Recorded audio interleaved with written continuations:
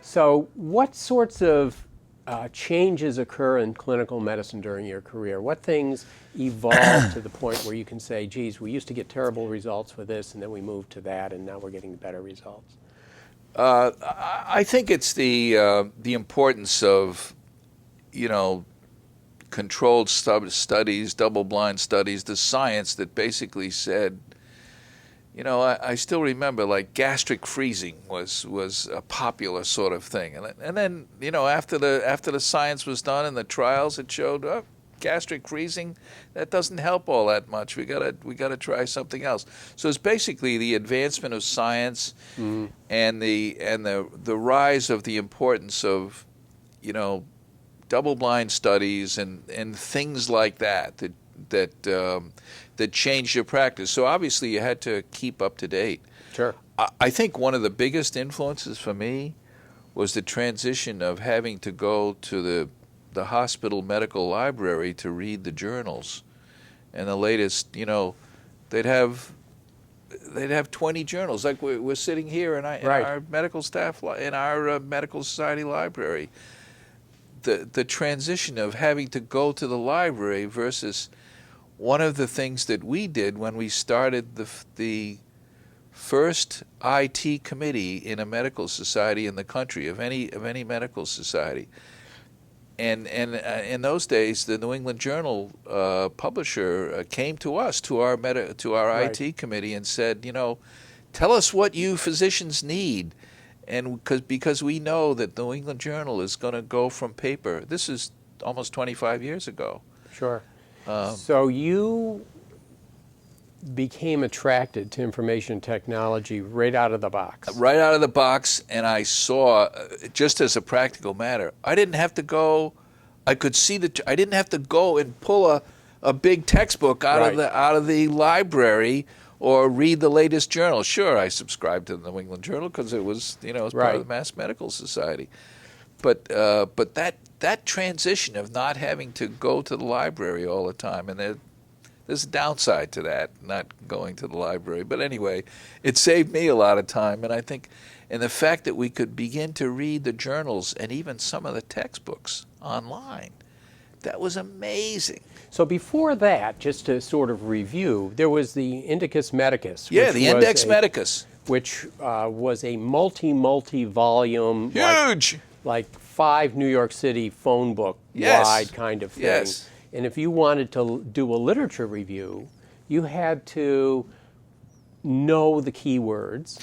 The mesh, the medical subject index, whatever hierarchy. It was. Sure. Yeah. And you would need to essentially individually go through the Indicus Medicus, look at the articles that were there, find them on the shelf, open the book, find the article. If you thought it was good, you'd either write a summary or you'd put it in the copy machine, and painstaking work. Absolutely. So that use of information technology and the ability to search and get that medical information, the latest stuff in the medical literature, was, I think, and I still think it's under-recognized today as one of the biggest helps to keeping up to date. I mean, even that journal, Up to Date, has been a big success.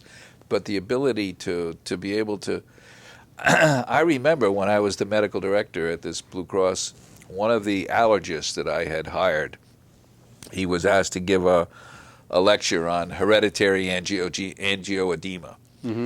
And and I had just gotten a computer with a connection to the internet. And this would have been about when? This was around 1986. Yeah. 86. Okay. 85, 86. Yep. Okay, so before I was president. Yep. And I said to him, hereditary angioedema, let me see if I can look this up. And it took me about 3 minutes to get online and get to the right sources, and I typed in hereditary angioedema, and it was the National Library of Medicine, and I can't remember the name of but anyway, it was through the National Library of Medicine. Yeah. We had a connection, and there was special browsers that were built just for that. Right. So I typed in hereditary angioedema, and up come 5 articles. And Right. this allergist looked at me and he said, "Wow!" Right. You know, we've heard these terms, a wow moment. Yeah. I still remember that as a wow moment, both for him and for me, because he said, Sure. "Wow," because he was looking at the fact that he was going to have to go to the library and go through the Index Medicus and prepare this talk on hereditary angioedema. Right. And you got it done in minutes. I got it done in minutes. Right. And he literally said, "Wow." Yep. Yep. So when you started in practice, heart attacks were treated how? Yeah, so there was a long transition. Again, I was fortunate in the hospital that I trained in.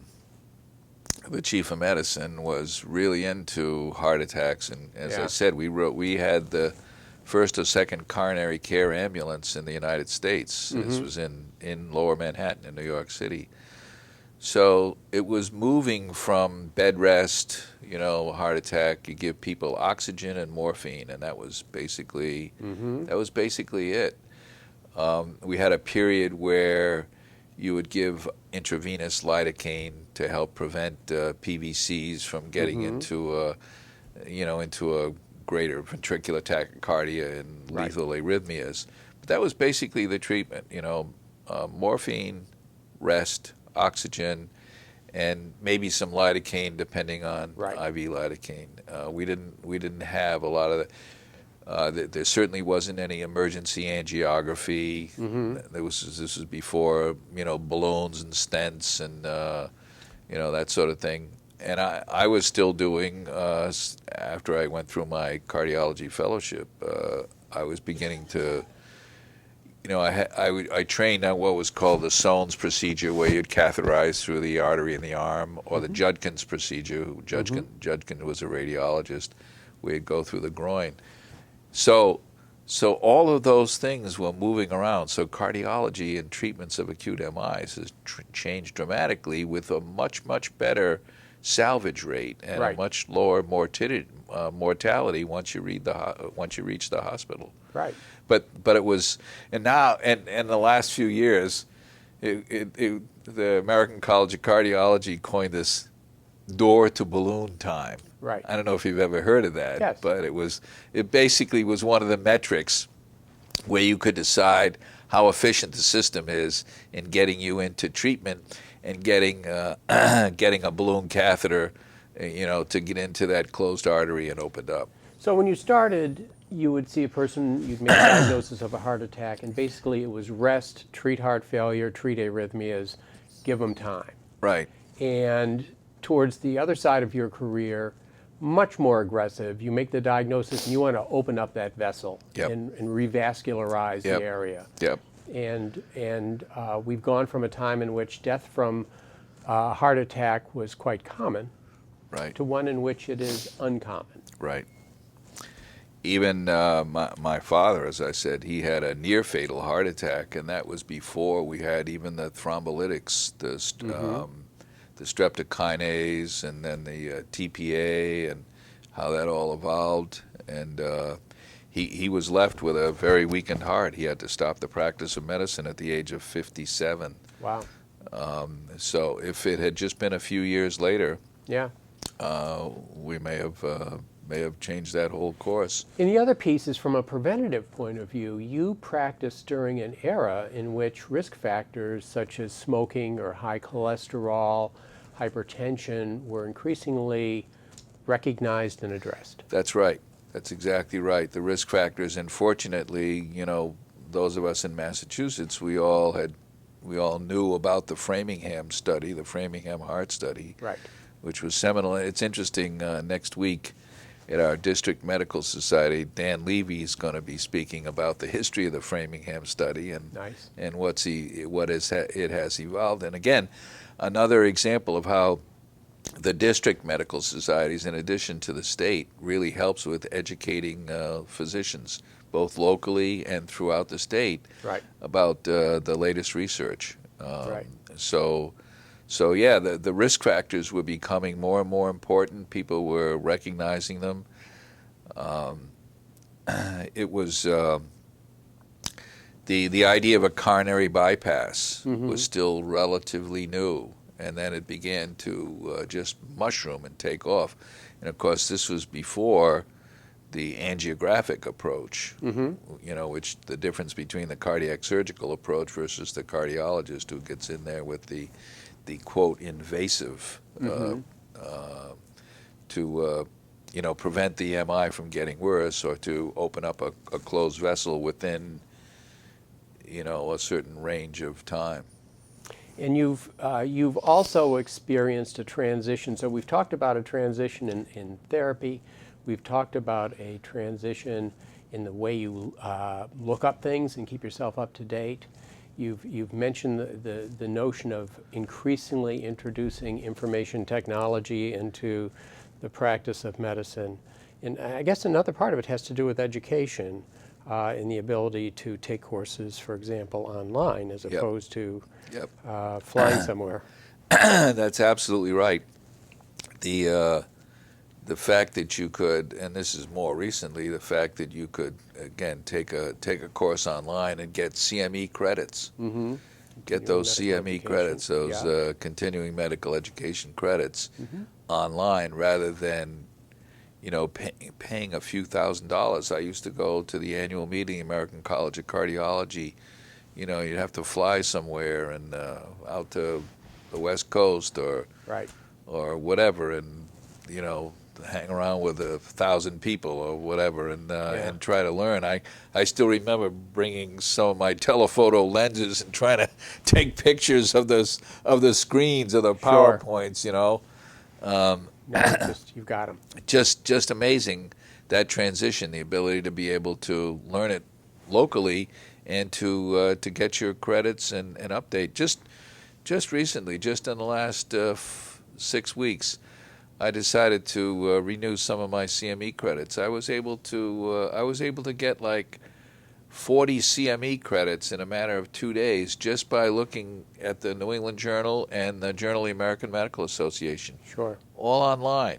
Right. Areas that I hadn't looked at before, like a young woman in her 20s who had taken a vacation in Peru and was going through, and she comes back home and she's sick, and what does she have for a condition, and how would you treat it? Totally different than my cardiology background, but I was able to walk through the steps and learn, get instant feedback on the correct answers and why my original answers were wrong. Yeah. So you also have experienced a transition between medical journals being a fairly one-way passive transfer of raw research up to medical journals being not only available online but interactive.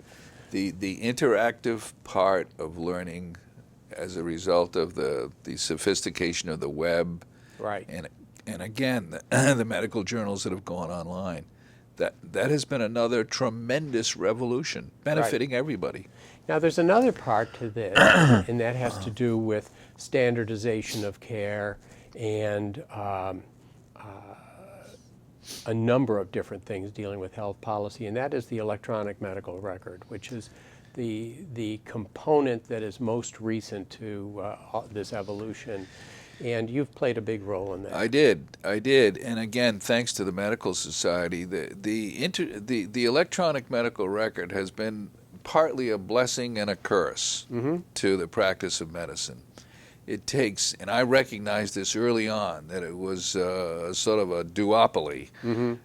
This can be, it's sort of like when I grew up, the discovery of nuclear fusion and the atomic bomb and nuclear energy, a blessing and a curse. And the same thing is true of the electronic medical record. The amount of time and the cost to buy and learn how to use an electronic medical record, but even worse, how much you have to document in the record, has been the downside.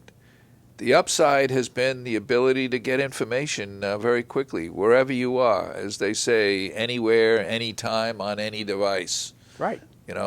So it's got that dual role that is very difficult. And one of the things we did in the Medical Society, And I have to still thank Ted Blizzard and Kathy Belisle. We created this thing called the Continuity of Care Record. Yep. And it was a standardized format, a summary, and we were able to give it to ASTM International, one of the big international standards, and it made a big splash in those days. And I still remember this. The CEO of Epic, which is now a giant company, Right. She came to me 20 years ago after I'd given a little speech about the CCR at a meeting in Washington when Tommy Thompson, Secretary of HHS, appointed the first Office of the National Coordinator, David Brailer. Right. And I was part of a think tank in New York, the Markle Foundation, that helped develop this, called Connecting for Health. Yep.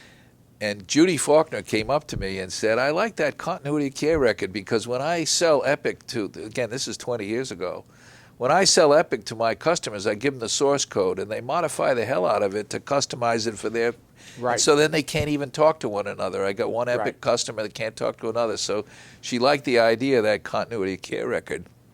And that morphed into what's now called the CCD, the continuity of care document, which was fostered by HL7. But anyway, the electronic medical record is still in its infancy, Right. and it needs to be made much easier for physicians and other clinicians to document into. The interfaces are tiresome, and the interoperability issue, one machine talking to another, Yep. still hasn't arrived. Yep. And I think doctors weren't aware of the concept of workflow in their offices until now. Yeah. And I think that one of the issues with electronic records is it's interrupted the workflow Absolutely. that a doctor has. It's changed the way we practice, and a lot of it has been the downside of being sort of forced or induced, incentivized to do it according to the quote meaningful use of clinical information technology. And initially that is what got a lot of doctors to buy electronic medical records. That Right, a that government extra program to give exactly you that some that payments extra for using it. reimbursement. Exactly. Now I will say I saw very early on that was going to be much more complex. And when I was president, we got a grant from Microsoft to write an e-prescribing program. Mm-hmm. And we got a $25,000 grant from Microsoft to do that. And they directed us to a company that would do that. And so we had planned to roll that out free to all doctors, just electronic prescribing. Mm-hmm. Again, because electronic medical records were just beginning to come. Most people had billing systems, but not Right. clinical systems. So we created an electronic medical record thanks to Microsoft's grant. And I was sort of socializing the word in a speech in Washington about the CCR, the Continuity Care Record, and this e-prescribing thing that the Mass Medical Society had just created. And I had two gentlemen come up to me and he said, "Yeah, but can you do you have connectivity to the PBMs and the pharmacies?" Mm-hmm. And I said, "No, we just all we do is print them out and give them to Right. the patient to bring to the pharmacy." Right. So these two, this doctor and this other technical guy, said, "Well, we have an electronic connection to the pharmacies, and we're also working on one with the PBMs." And after I looked at it, I saw it. I said, "Wow, this is so much better than what we created Right. with." And so we never did anything. I think some of the people at Microsoft weren't very happy, but we didn't do anything with it. We gave it back to them. Uh-huh. And we started looking more seriously at the connectivity of the doctor's office to the pharmacies and to the PBMs, which would be the PBMs in those days. Pharmacy benefit managers. The pharmacy benefit managers were a threat to the retail brick and mortar pharmacies. They were Sure. mortal enemies. Right. They were mortal enemies. I got invited to speak at both of their annual meetings because of what we were doing in the medical society. Mm-hmm. They were literally mortal enemies, and then a few years later they joined. But anyway, the concept of having an electronic prescribing system that could connect to both the pharmacies and the PBMs it just blew us out of the water. So we were one of the first medical societies to say, hey, this is the way to go in the future. Right. And we started endorsing a few e-prescribing and electronic medical record companies. Mm-hmm. And that was another, I thought, a real breakthrough that would make it not only easier for us, but easier for our patients. You could say to the patient, I just sent your script to the pharmacy electronically. Right. It should be ready when you get there. Right. So it points out the effect of the medical society both in influencing some of the evolution of this technology, as well as educating and introducing practicing physicians to it. Absolutely. We had a meeting in the executive, again, when I was president. We had an attorney, a young woman, whose father was a cardiologist from Michigan. I'm blocking her name now, Celia something. Anyway, we had a meeting where we brought together this little electronic prescribing company and the head of SureScripts and their staff. They came up from Washington to meet here because of what we had done. And they proposed to start an electronic prescription trial in Massachusetts. And we had already endorsed this small company, Dr. First, and I'm a little biased because I actually, after I was president, I went to work for them part-time and still do. Mm-hmm. And here SureScripts comes in and says, we have all the retail pharmacies in the United States. They didn't have all of them yet, but it was CVS, it was Walgreens, it was the big giant pharmacy chains.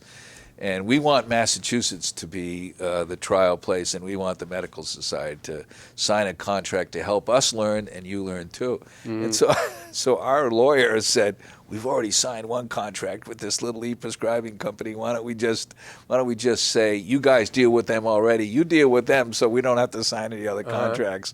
And it sounds like a small thing, but it was a big deal saying no to SureScripts, which is now the giant quote near monopoly, to say these guys deal with doctors' offices. Yeah. You deal with the pharmacies and that sort of thing, and you want to use the Massachusetts Medical Society as a prestige thing to say we did this trial of electronic prescriptions. So it was us and our attorneys and our physician advisors in the medical society said, let's deal with the ones that deal with us directly rather than a big giant conglomeration. And so we went that route, and a few years later, SureScripts joined with RX Hub was the name of the group that was the pharmacy benefit managers. And then a few years later, CVS bought I can't remember, Caremark, and so it gets a lot of industry consolidation. Got a lot more complicated now that retail pharmacies and PBMs are owned by one another or whatever. But anyway, once again, the medical society and its staff, these people came up from Washington to sit here and meet with us at Mass Medical, just to get our ideas. And look for the medical society to endorse this new e-prescribing and do some research. Mm-hmm.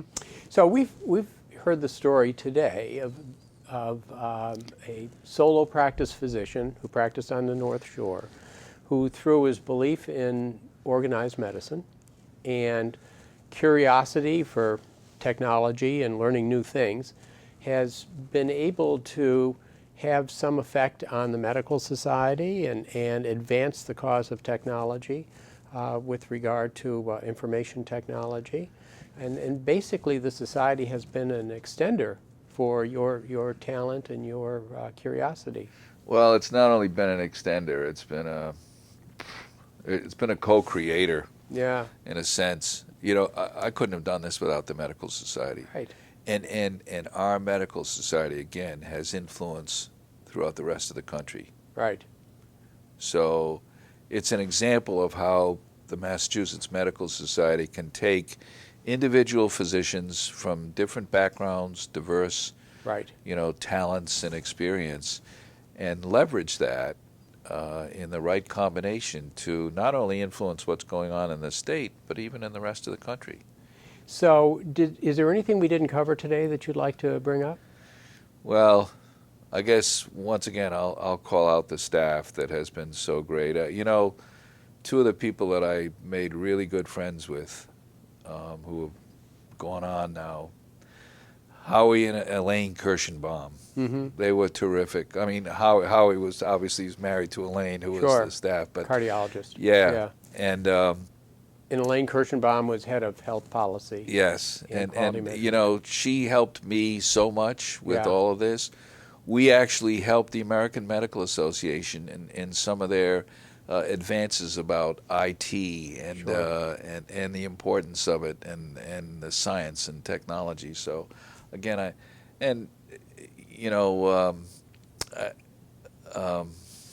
Corrine Broderick too, another one. I mean, so many of the members, so many of the leaders in the medical staff here. Leon, the people who went before him. You know, this has been a great adventure for me that brings back good memories. And again, I'll cite my family, my wife, and my kids who have helped me in this career path, and the legacy of my parents. And you know that I have to give thanks every day. Sure. For anything good that I've done. Okay. I won't put apart. But I'm still active. That's the thing I like. And now I'm on the senior physicians committee here and at the AMA, and I give little talks about what you do after you stop seeing patients. Sure. And so I work full time for an e-prescribing company. I help the National Institutes of Standards and Technology in terms of I want to create a permanent online identity for doctors.